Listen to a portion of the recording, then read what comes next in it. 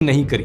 Joint commissioner of Gujarat regulatory lab ने mint को बताया कि जो खराब दवाइयों के बैचेस थे वो इनकी लैब में कभी पहुंच ही नहीं पाए टेस्टिंग के लिए। गुजरात एफडीसीए के कमिश्नर से बार बार सवाल किया गया कि इनके डिपार्टमेंट ने दवाइयों की टेस्टिंग क्यों नहीं करी, लेकिन सवालों का कोई जवाब नहीं आया। देश के ड्रग्स एंड कॉस्मेटिक्स कानून के अनुसार हर एक खराब बॉटल इस दवाई की उसे वापस लिया जाना चाहिए था, लेकिन इसका भी कोई सबूत नहीं कि गुजरात के एफडीसीए ने उन दवाइयों को वापस लिया हो। इस कंपनी कडिला के स्पोक्स पर्सन से जब सवाल किया गया इन सारी रिपोर्ट्स को लेकर तो उन्होंने इन सारी चीजों को डिनाई किया। लेकिन अब इस पूरी कहानी में एक और शॉकिंग ट्विस्ट सुनिए। ये सब होने से 6 महीने पहले नवंबर 2020 में ही WHO यानी वर्ल्ड हेल्थ ऑर्गेनाइजेशन ने कह दिया था कि रेमडेसिविर को हमें नहीं यूज करना है। WHO ने एक बहुत बड़ी स्टडी करी थी 14,000 से ज्यादा लोगों पर, 450 से ज्यादा हॉस्पिटल्स में, 35 अलग अलग देशों के।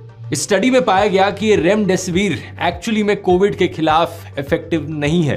लेकिन फिर भी हमारी सरकार ने ना सिर्फ रेमडेसिविर को अप्रूव किया बल्कि इसकी प्रोडक्शन को बढ़ाने की भी बात करी। अप्रैल 2021 की सरकार की प्रेस रिलीज को देखिए। इस दवाई को ओरिजिनली एक अमेरिकन कंपनी के द्वारा डेवलप किया गया था और इंडिया में 7 इंडियन कंपनीज को इसका मैन्युफैक्चरिंग लाइसेंस मिला था। अब आप पूछोगे दोस्तों कि इस सब का इलेक्टोरल बॉन्ड से क्या कनेक्शन है दोस्तों, और बड़ा तगड़ा कनेक्शन है। लेकिन वो कनेक्शन बताने से पहले आप ये क्रोनोलॉजी एक बारी ढंग से समझ लो।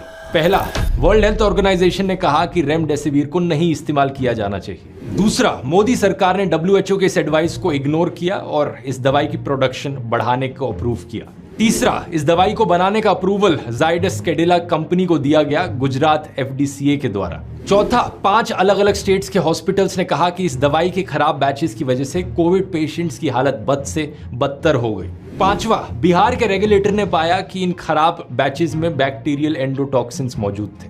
ये खराब क्वालिटी की दवाइयां थी। और छठा, इस सब के बावजूद भी गुजरात एफडीसीए ने इन खराब बैचेस की कोई टेस्टिंग नहीं करवाई। बीजेपी की सरकार सेंटर में भी थी और गुजरात में भी थी। और अब हमें इलेक्टोरल बॉन्ड्स के डेटा के जरिए पता चलता है कि ये जाइडस कैडिला कंपनी ने 18 करोड़ रुपए डोनेट किए बीजेपी को इलेक्टोरल बॉन्ड्स के जरिए। मैं सिर्फ एक सवाल प्रधानमंत्री मोदी से करना चाहूंगा, क्या आम इंसान की जान की भी कोई कीमत नहीं है क्या? इस कंपनी ने 3 करोड़ रुपए कांग्रेस को भी डोनेट किए जो उस वक्त राजस्थान में पावर में थी, और 8 करोड़ रुपए बीजेपी की एलआई SKM सिक्किम क्रांतिकारी मोर्चा को भी डोनेट किए जो 2019 से सिक्किम में पावर में है। इस पॉलिटिकल पार्टी को तो 5 कंपनी से डोनेशंस मिली थी और उनमें से 4 कंपनीज फार्मा कंपनीज थी। सिक्किम को एक फार्मा हब कंसिडर किया जाता है और देखकर लगता है कि SKM ने भी इसका पूरा फायदा उठाया। जाइडस कैडिला भी दोस्तों इकलौती ऐसी कंपनी नहीं है। इसके अलावा एक फार्मा कंपनी है ग्लेनमार्क फार्मास्यूटिकल्स। इसे 2022 और 2023 के बीच में 5 नोटिस दिए गए सब स्टैंडर्ड ड्रग्स की वजह से। इनमें से 4 notice Maharashtra food and drugs administration ने दिए थे। इस कंपनी की जो ब्लड प्रेशर रेगुलेट करने की दवाई थी उसे सब स्टैंडर्ड बताया गया। और अब हम इलेक्टोरल बॉन्ड्स डेटा के जरिए जानते हैं कि इस कंपनी ने 9.75 करोड़ रुपीस की इलेक्टोरल बॉन्ड्स खरीदी थी नवंबर 2022 में, और इन सारी बॉन्ड्स को बीजेपी ने इनकैश किया। प्रधानमंत्री मोदी ने फिट इंडिया मूवमेंट लॉन्च करी थी कुछ साल पहले। मैं पूछना चाहूंगा, क्या यही है आपका फिट इंडिया? एक और गुजरात बेस्ड कंपनी को देखिए, टोरेंट फार्मा नाम से। इसकी एंटी प्लेटलेट दवाई डेप्लाट 150 ने सैलिसाइलिक एसिड टेस्ट फेल कर दिया था।